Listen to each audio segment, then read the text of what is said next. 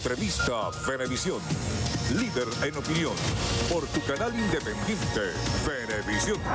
Muchísimas gracias por acompañarnos en Entrevista Venevisión. Ya estamos listos para iniciar nuestra conversación con el invitado del día de hoy. Él es Ricardo Cusano, primer vicepresidente de Fedecámaras y aspirante a la presidencia de Fedecámaras en las elecciones que se celebrarán en julio, ¿cierto? Sí, en Fedecámaras tenemos, gracias Andrea por la invitación, en Fedecámaras tenemos esa buena maña de cada 2 años cambiar junta directiva y sobre todo rendir cuentas.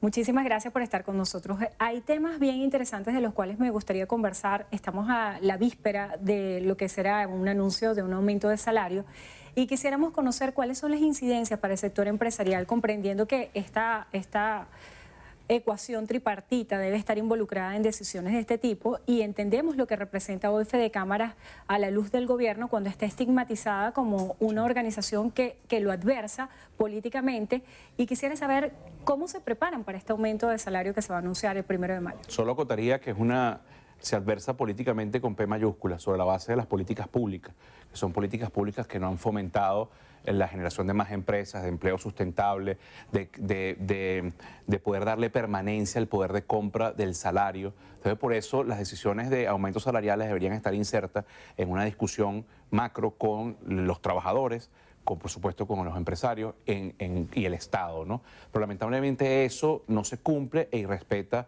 los convenios internacionales firmados por la nación ante la Organización Internacional del Trabajo. Y en este momento, un nuevo aumento salarial que no esté en un marco de rescate sistémico del problema que vive Venezuela ya no es simplemente subir el salario, es poder darle sustentabilidad en el tiempo a ese salario. Y esa sustentabilidad no se genera con control de precios, se genera con fomento de mayor producción, con un Estado que sea promotor de inversiones y no operador en casi todos los ámbitos de la economía nacional, pero sobre todo donde se respete la propiedad privada, la libre iniciativa. Ahí pudiese estar inserto de manera efectiva y positiva un aumento salarial. Pero además, si esto le sumamos, Andrina, que estamos viviendo una hiperinflación. En hiperinflación, el éxito de la familia o de la empresa pasa por saber manejar el flujo de caja. Y el flujo de caja en un país donde tienes difícil acceso al financiamiento, donde la banca está restringida para prestar. Recordemos que el capital crediticio de la banca pública y privada sumada no llega a 140 millones de dólares. Eso suena mucho, pero la realidad es que no es ni siquiera el salario de Ronaldo. Vamos a hacerlo gráfico para que la gente lo entienda, ¿no? De lo que ganan estos deportistas. Entonces, eso te prohíbe el acceso a la banca para poder, bueno, mientras te reacondiciona, accesar a financiamiento para pagar ese salario. En definitiva, un nuevo aumento de salario sin un cambio de modelo económico que permita estabilidad y calidad de vida social en lo social va a ser más gasolina para lo incendiario de la hiperinflación. Hablaba acerca de un aspecto bien importante que es la capacidad de compra del venezolano, sí, el poder adquisitivo. Sí. De acuerdo a las proyecciones que ustedes tienen en Fedecámaras y en función a la dolarización inminente que sí hay de la economía de una manera informal, más allá... Informal y distorsionada. Más allá de lo que sucedió el día de ayer con el DICOM, que eso lo vamos a analizar más adelante, ¿cuál sería la proyección ideal del salario mínimo de un venezolano cuando hoy está por debajo de la media mundial? No importa el monto. Aquí podríamos decir, si dolarizas, Ecuador comenzó con un salario de $50 cuando dolarizó, un salario mínimo, lo hizo para poder ser competitivo de cara a otros países y captar inversiones, pero lo importante no es cuánto sea el salario mínimo, sino el poder de compra que tiene en un mercado que esté bien abastecido sobre la base de la competitividad, sobre la base de la generación de incentivos positivos, no de prebendas, no de proteccionismo, sino de incentivos hacia la competitividad y hacia lograr que sea el ciudadano en su función o en su papel de consumidor el fuerte de la relación comercial y no que tenga que comprar un monoproducto que en definitiva lo que lo hace es un débil. No importa el valor, no importa el monto, lo que importa es el poder adquisitivo. Y por supuesto hay que comenzar de algo racional para captar inversiones y progresivamente irlo aumentando, pero con el desarrollo de un país que no es precisamente el país que hoy tenemos, que tiene más de 4 años en una contracción del Producto Interno Bruto, un país que tiene hiperinflación, la más grande de la historia mundial, un país que tiene deficiencia de nutrición en su juventud, o sea, un país que tiene problemas sistémicos y estructurales, ¿no? Cusano, en ese escenario que usted describe, ¿cuál es la realidad del sector empresarial hoy? ¿Cuál pudiera ser el balance? Analizando todas esas variables sumado al tema de los servicios públicos, el tema de la crisis en el sector eléctrico y la crisis de agua, por ejemplo, ¿cómo está la operatividad y la productividad del aparato empresarial en Venezuela? Es primitivismo, es prácticamente el atraso de todo el siglo XX y lo que llamamos el siglo XXI. Hoy Venezuela tiene zonas como por ejemplo el estado Zulia sufriendo deficiencias importantes en el servicio eléctrico. Recordemos que el estado Zulia no solo principal productor de petróleo, nuestro principal ingreso de divisa, sino además uno de los principales productores de la proteína, de carnes, de quesos, y eso donde tú tienes jornadas donde apenas tienes 4 y 6 horas de luz, que por demás a veces le llegas en la noche, te hace inviable la producción. Hoy tienes una contracción de más del 70% de la empresa privada en los últimos 20 años, han desaparecido más del 70% de la empresa privada, eso genera como consecuencia pérdida del empleo formal, estable y sustentable. No es el mejor momento, definámoslo como el momento más primitivo de la historia de la producción nacional venezolana. Cusano, ¿cuáles son sus propuestas para alzarse como presidente de Fedecámaras y cuál sería el enfoque desde el punto de vista político? Porque entiendo que la politización ha permeado todos los sectores del país y hay parte del sector empresarial que estaría dispuesto a tender puentes con el Ejecutivo Nacional para buscar soluciones a la crisis de hoy. ¿Existe esa posibilidad de reactivar puntos de encuentros? Mira, siempre el diálogo, la negociación, el consenso es la vía que más aspiramos todos los venezolanos a que ocurra para que se dé un cambio de modelo político y Venezuela vuelva a la legitimidad de la Constitución Nacional, de la institucionalización, el respeto a la institución y sobre todo vuelva, o mejor dicho, se encamine a tener un Estado que sea un Estado pequeño, eficiente, respetuoso de la propiedad privada, que regule las relaciones comerciales, las relaciones entre los ciudadanos, pero que no sea un Estado autoritario.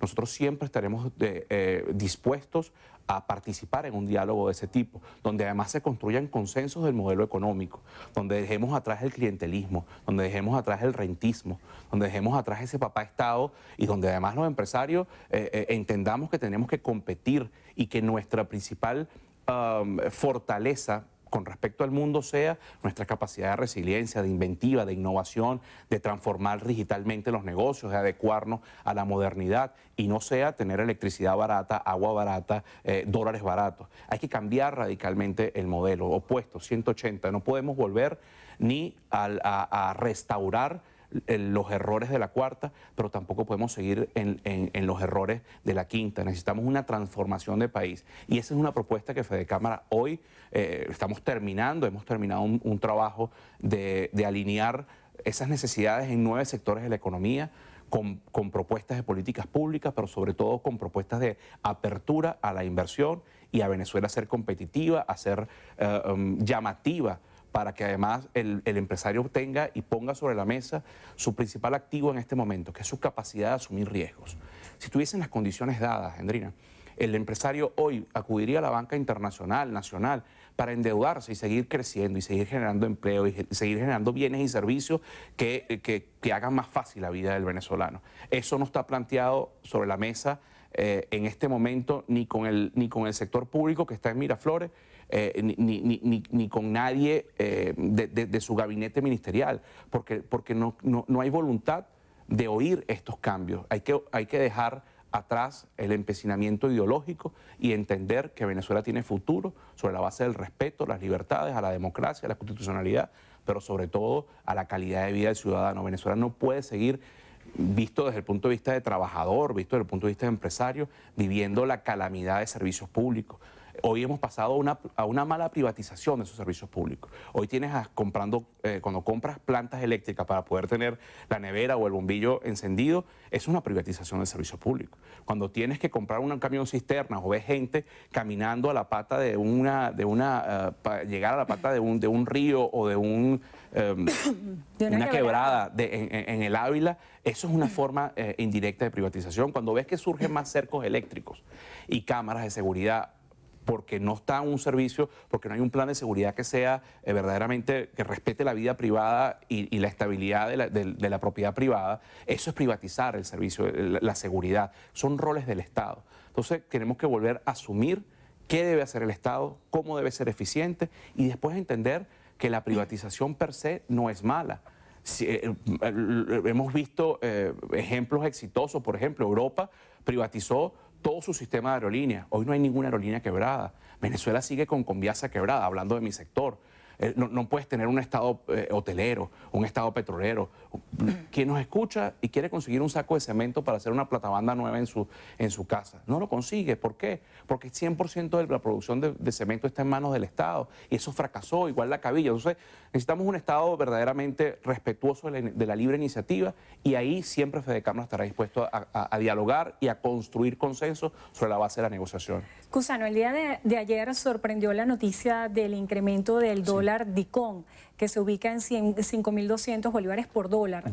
Ha tenido muchas lecturas y distintas interpretaciones lo que pudiera ser este salto en el dólar y quisiéramos conocer cuáles son sus impresiones. Lo primero, se cae un mito de que había un dólar criminal marcando pauta en el mercado. Definitivamente el mercado siempre busca regular las relaciones comerciales. Lo que nos preocupa es que pareciera que hay una gran necesidad de justificar la impresión de bolívares. Pareciera que lo que nos puede venir, retomando la primera pregunta con respecto al salario, hay una deficiencia en el sector, en quienes hoy ostentan y detentan los símbolos del poder público, de tener justificado más bolívares. Pero en definitiva, se cae el argumento de los últimos años, pero sobre todo queda desnuda la falta de políticas públicas para darle sustentabilidad y valor a nuestra moneda, al bolívar. Recordemos que no son 5.200 bolívares soberanos, son 520.000 millones de bolívares de 1998. Son 8 ceros más que hay que tener presente. Eso te indica el nivel de deterioro de la economía venezolana. Hablando de ceros más, también tenemos datos interesantes que aparecen en distintos medios y es que 138.4 salarios mínimos se necesita para que una familia cubra sus necesidades básicas. En función de esto, y ya se lo preguntaba al inicio de la entrevista, ¿Cómo hacer el reajuste en la economía para que las familias al menos puedan tener cubiertas sus necesidades básicas con un salario en el cual, según estas estimaciones, para comprar la canasta alimentaria se necesitan 138.4 salarios? Mira, lo primero, no hay medidas mágicas y efectivas de cortoplacistas. Tú necesitas entender la magnitud del problema para entonces, y sincerar el problema, la inestabilidad política y constitucional, para entonces poder acceder a los mercados financieros internacionales, a los organismos multilaterales, para tener el dinero, para inicialmente subsidiar directamente a las familias más desposeídas. Hoy hay familias que no pueden comer, punto. Y esa gente, esas personas, esas familias, hay que respetarles su derecho a la alimentación, a la educación, a la comida, a la seguridad, a la vivienda. Pero eso es por un tiempo determinado. Y en paralelo tienes que tomar medidas donde reactives el aparato productivo, donde reactives la inversión, para poder entonces poco a poco ir eliminando estos subsidios directos y que la gente pueda vivir de su salario. Si eso no ocurre, es inviable cualquier acción que tú tomes, porque al final son medidas de corto plazo y son medidas que no son sustentables. Tú no puedes por el resto de la historia estar subsidiándole la comida, la electricidad, el agua a la familia venezolana. Tú necesitas fortalecerla en este momento de minusvalía, de desnutrición intelectual, estructural, no solo física, para volverla a insertar en un país normal de competitividad donde tu trabajo y tu planificación sea la que te permita obtener una mejor calidad de vida y accesar a esa canasta alimentaria. En principio, según lo que usted plantea, considera que sería necesario sincerar los precios de los servicios básicos para que se pague lo justo y no existan estas fallas como las que hemos visto en los últimos días? Sin duda alguna, gasolina, electricidad, agua requieren una adecuación, una sinceración, pero esa sinceración pasa por un proyecto, por un plan que te permita no solo cobrar más, sino tener mejores inversiones sustentables en el tiempo, que sean empresas que sean productivas, que estén en azul, que generen ganancias, que le generen riqueza a sus trabajadores y a sus accionistas, pero eso no ocurre bajo este modelo. Y posiblemente lo más seguro es que no ocurra bajo la gerencia pública, tiene que pasar a la gerencia privada. Cusano, se nos acabó el tiempo. Quisiera que en breves palabras me defina cuál es la propuesta, la campaña que usted tiene para ser presidente de Fede Cámaras. ¿Cuál sería el selling line, esas palabras claves? Modernidad, inserción de la empresa privada sobre un modelo de respeto de la propiedad y la democracia, inserción en la modernidad, en la interacción con el mundo, pero sobre todo respeto al ciudadano. Muchísimas gracias por estar con nosotros hoy en Entrevista a Venevisión. Ricardo Cusano, primer vicepresidente de Fede Cámaras y aspirante a la presidencia de Fede Cámaras. Gracias por habernos acompañado y gracias a ustedes también. Que tengan todos muy buenas tardes.